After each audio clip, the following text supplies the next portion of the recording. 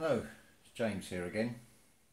As some of you may know, I spend a lot of the time out in the garden, and we've had no rain here since May. Whilst I'm gardening, I spend a lot of time, it's very therapeutic, but I spend a lot of time thinking about things, about these videos I'm going to make. Now today has been an exceptional day. I'm rather glad that my eldest daughter came round to take my mind off things. I had a message today and it left me quite close to tears. I'm just going to read an extract of it. Actually, before I do, I just explain. When I was in the United States 3 years ago, I could not believe the ridiculous legislation that you're not allowed to harvest rainwater. You're not allowed to grow plants in the ground. They have to be in pots. I've also found out in Sweden as well, they're not allowed to put water on the ground. And with that in mind, I'm just going to read you the basic content of the message I had today. Now bear in mind, this is the very north of Sweden within the polar region. So in Sweden, in the north, there's been no rain since May. It's messed up the entire ecosystem. Everything is dying. Animals, insects, flowers and trees. And it is described as looking like autumn in October. Most farmers have put their cattle down because they are starving. The Arctic region is 34 degrees centigrade above the polar circle. The ice has melted and there's big problems with polar bears getting very close to areas of human civilization because they are desperate as well. So it begs the question, doesn't it? What the hell are these governments doing to have this ridiculous legislation? This garden I've got here, the trees are starting to wilt. So far we have not had a hosepipe ban in England and in the UK. We don't quite have such ridiculous legislation, but I'm sure before long we will have a hosepipe ban. But of course the councils will continue to water plants and things and flowers and things that look pretty beside the road. And where I live, they've got this crazy idea of this water fountain in the town centre, which is going to cost £4.2 million, which could have been spent on homeless people. But it's worse than this. See, this legislation is being worked against us, and also against this planet, against every other life form on this planet. And it goes way beyond this. A lot of people are questioning things like 9/11, that it was an inside job. Well, yes it was. If you do some research onto the situation with Cuba, there was a plan by the CIA to deliberately fly a plane into a building to provoke a war. It has been shown that Vietnam was deliberately started by a false flag operation. The United States was brought into the Second World War by this deliberate attack on Pearl Harbor. Something else very alarming as well. The United States and the RAF, Air Forces, RAF Air Force of the United Kingdom and the United States Air Force, when it was based over here, used long-range bombers to reach the targets in Germany. If you look at the German Luftwaffe, you can look up the statistics on this. They didn't have any long-range bombers. Well, they had two which were an absolute disaster. They had the Condor, which was far more suited to assisting U-boats, and they had the Heinkel 177 known as the Griffin or Grief, and it was both of them had structural weaknesses and were unsuitable as bombers. So therefore, to reach places like Belfast, even with air bases in France, these medium-range bombers would not be capable of reaching such far-flung places on the west side of the British Isles. I am pretty convinced that the Coventry bombing was actually done by the RAF to cause hatred and to keep the war going. What is even more alarming is when you find out that Hitler was funded by the British royal family through the Dutch banks.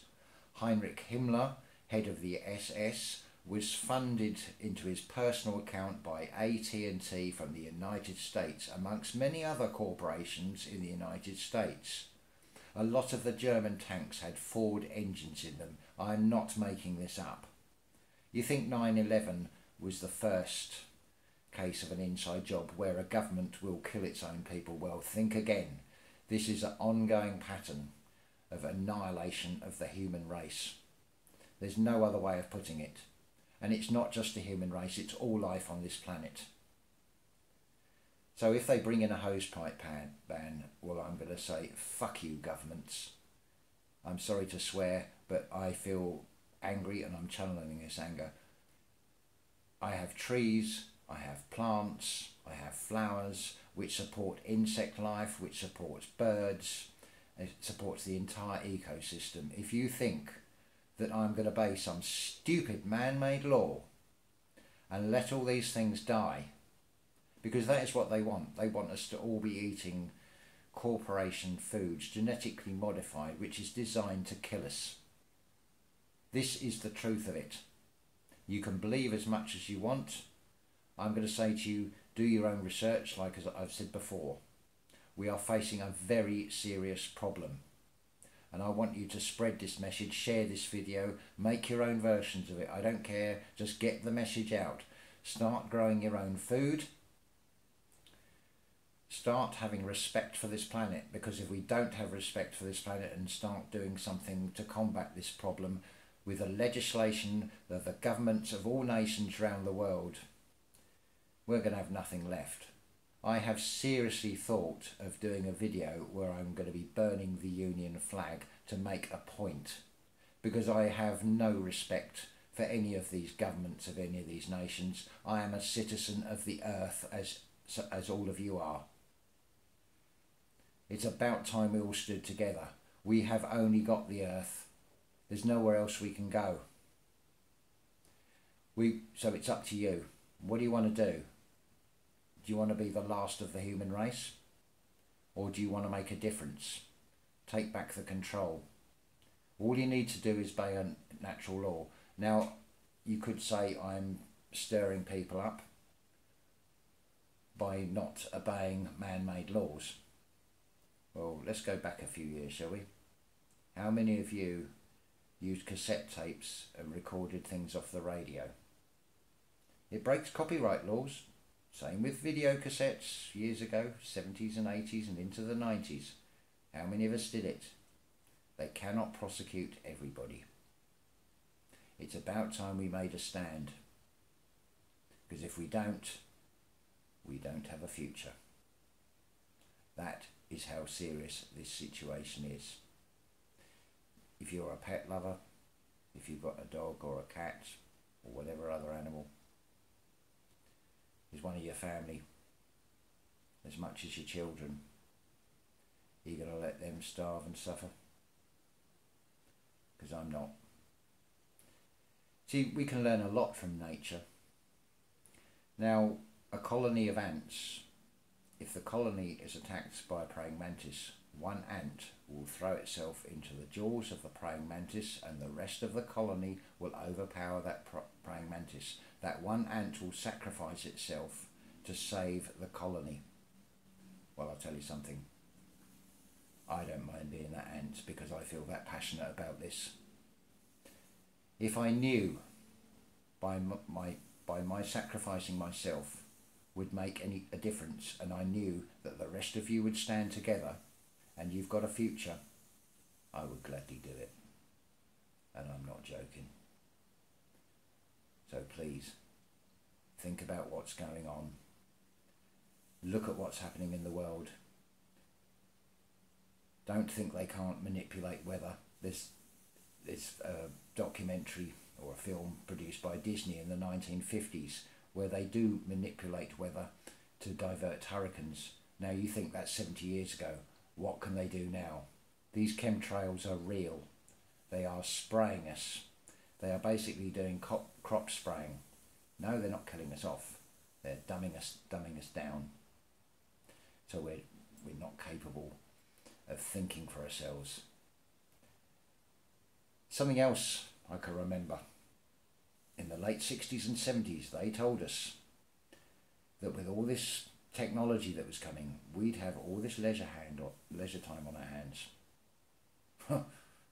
Well, those of you that are in work, I think you'll find it's a very different picture.